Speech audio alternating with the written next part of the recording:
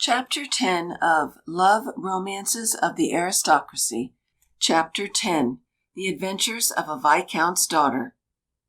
When the Honourable Mary King first opened her eyes in Cork County late in the 18th century, her parents, who already had a quiverful of offspring, could little have foreseen the tragic chapter in the family annals in which this infant was to play the leading part.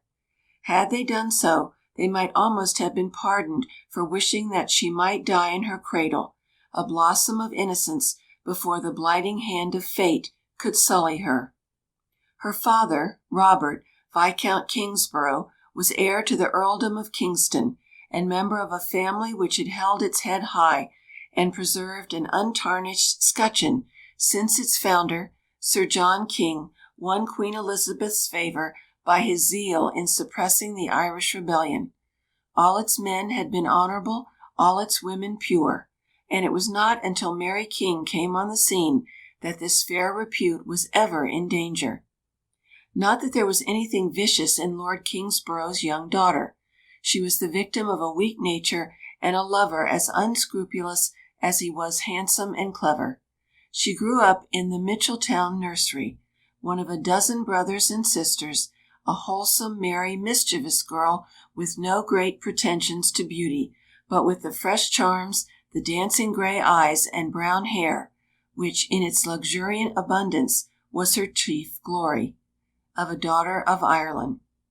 Among those whom her bright nature and winsome ways captivated was one Henry Gerald Fitzgerald, the natural son of her mother's brother, and thus her cousin by blood, if not by law. Fitzgerald, who was many years Mary's senior, indeed, at the time this story really opens, he was a married man, had been brought up by Lady Kingsborough as one of her children. He had been the companion of Mary's elder brothers and Mary's big playfellow when she was still nursing her dolls. He was, moreover, a young man of remarkable physical gifts, tall, of splendid figure, and strikingly handsome. It is thus small wonder that the child made a hero of him long before she had emerged from short frocks.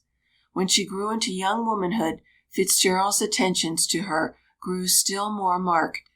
He was her constant companion on walks and rides, her partner at dances, in fact her shadow everywhere, until even her unsuspecting parents began to grow alarmed. One summer day in 1797, when the Kingsborough family were spending a few weeks by the Thames side near Fitzgerald's home at Bishopsgate, the blow fell. Miss King disappeared, leaving behind her a note to the effect that she intended to drown herself in the Thames. Her family and friends were distracted. The river was dragged, but no trace of the missing girl was found. On the river bank, however, were discovered her bonnet and shawl, mute witnesses to the fate that seemed to have overtaken her. Her father alone refused to believe that his daughter had ended her life tragically. He persisted in his search for her, and was soon rewarded by a clue which threw a different and more ominous light on her fate. From a postboy he learned that a young lady, answering exactly to the description of his daughter, had been driven, in the company of a handsome man, to London, where they had walked off arm in arm together. In London they had vanished, and advertisements and placards offering large rewards failed to discover a trace of them. Then it was that Lord Kingsborough's suspicions fixed themselves firmly on Fitzgerald. He and no other must have been the scoundrel who had done this dastardly deed, a shameful return for all the kindness lavished on him by the family of the girl he had abducted. When his lordship sought Fitzgerald out and charged him with this infamy, he was met with open surprise and honest indignation. So far from being the guilty man, Fitzgerald avowed the utmost disgust at the deed, and declared that he would know no rest until the girl had been restored to her parents, and the miscreant properly punished. And from this time no one appeared to be more zealous in the search for the runaway than her abductor. For weeks all their efforts to trace the fugitive proved of no avail, until one day a girl of the lower classes called on Lady Kingsborough to whom she told the following strange tale.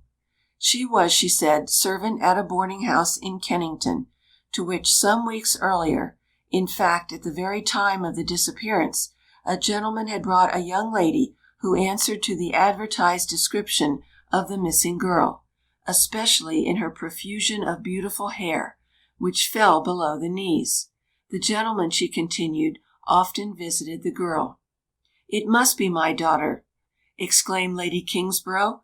"But who is the gentleman? Pray describe him as fully as you can." "He is tall and handsome," began the girl. At that moment the door opened, and in walked Fitzgerald himself. "Why," exclaimed the servant, as with startled eyes she looked at the intruder, "that's the very gentleman who visits the lady." For once Fitzgerald's coolness deserted him. At the damning words he turned and dashed out of the room, thus confirming the worst suspicions against him. The rage and indignation of the injured family were boundless. Such an outrage could only be wiped out with blood, and within an hour Colonel King, elder brother of the wronged girl, called on Fitzgerald, with Major Wood as second, struck him on the cheek, and demanded a meeting on the following morning. The next day at dawn the duellists met near the magazine in Hyde Park, Colonel King bringing with him his second and a surgeon. Fitzgerald came alone. He had been unable to find a friend to accompany him.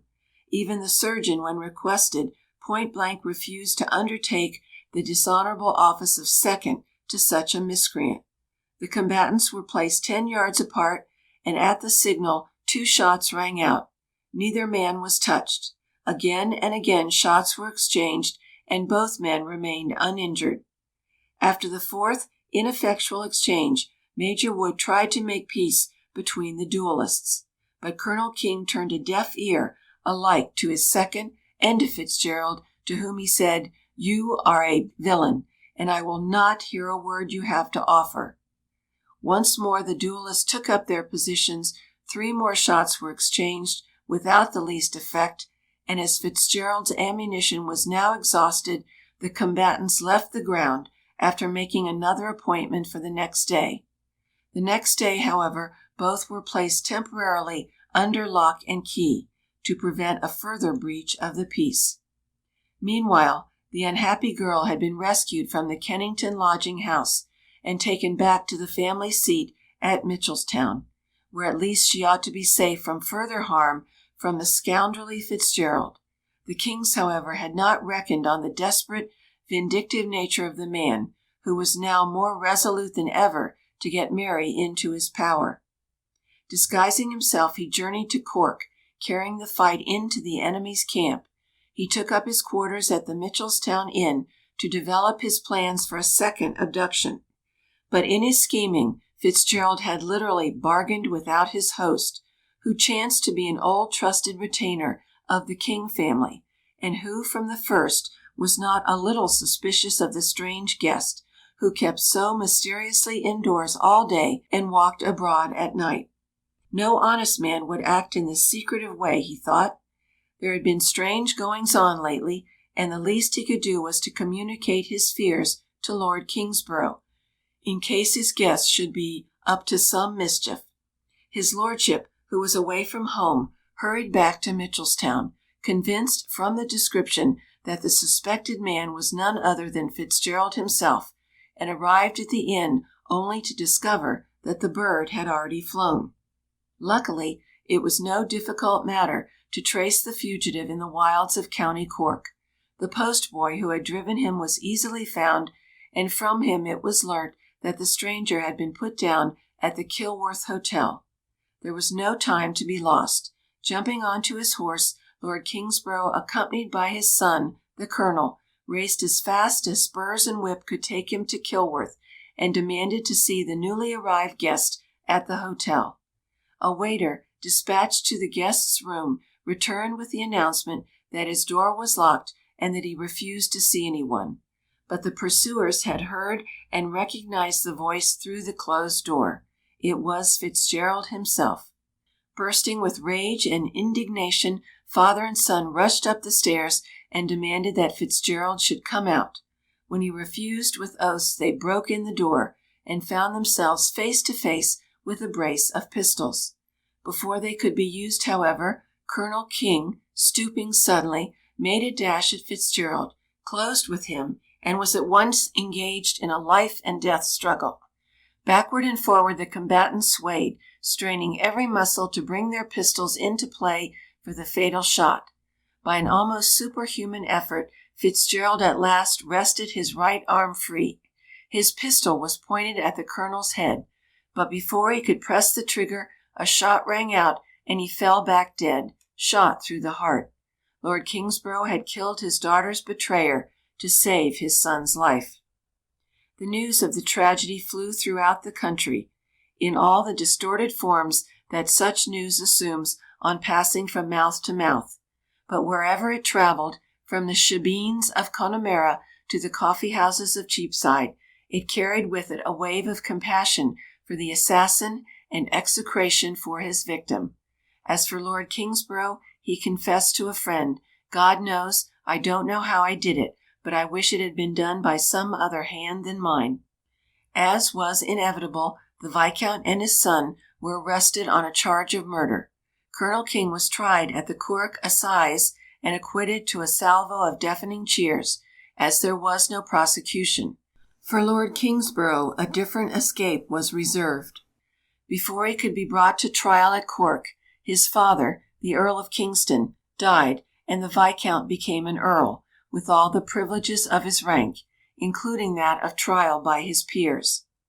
In May 1798, a month after his son's acquittal, Lord Kingston's trial took place in the House of Lords, with all the state and ceremony appropriate to this exalted tribunal. Preceded by the masters in Chancery, the judges in scarlet and ermine, by the minor lords, and a small army of eldest sons, the peers filed in long and stately procession into the House, followed by the Lord High Steward, the Earl of Clare, walking alone in solitary dignity. Then began the trial, with all its quaint and dignified ceremonial, and Robert, Earl of Kingston, pleaded not guilty, and claimed to be tried by God and my peers. But the trial, which drew thousands to Westminster, was of short duration. To the demand that all manner of persons who will give evidence against the accused should come forth, no response was given. Not a solitary witness for the Crown appeared. One by one the peers pronounced their verdict, not guilty upon my honour. The Lord Steward broke his white staff, and amid a crowd of congratulating friends, the Earl walked out a free man. And what was the fate of Mary King, the cause, however innocent, of all this tragedy? For her own sake, and for obvious reasons, it was important that she should disappear for a time until the scandal had subsided, and with this object she was sent, under an assumed name, to join the family of a Welsh clergyman, not one of whom knew anything of her story. Here, secluded from the world, and in a happy environment, she soon recovered her old health and gaiety. She was young, and youth is quick to find healing and forgetfulness. In the Welsh parsonage she made herself beloved by her amiability and admired for her gifts of mind. Among the latter was a talent for story-telling, with which she beguiled many a long winter evening. On one such evening she told the story of her late tragic experiences, disguising it only by giving fictitious names to the characters, and she told the story with such power and pathos that at its conclusion her auditors were reduced to tears for the maiden and execrations for her betrayer. Carried away by the excitement of the moment and the effect she had produced, she exclaimed, "I myself am the person for whom you express such sorrow." Then, horrified by her indiscretion, she added, "And now I suppose you will drive me from your home." But such was not to be Mary King's fate. The clergyman, who was a widower, had already almost lost his heart to her charms, and her sufferings made his conquest complete. A few weeks later the bells rang merrily out, when Mary King became the wife of her kindly host, and for many a long year there was no one more beloved or happy in all Wales than the parson's wife, who had thus romantically come through the storm into a haven of peace. End of chapter 10.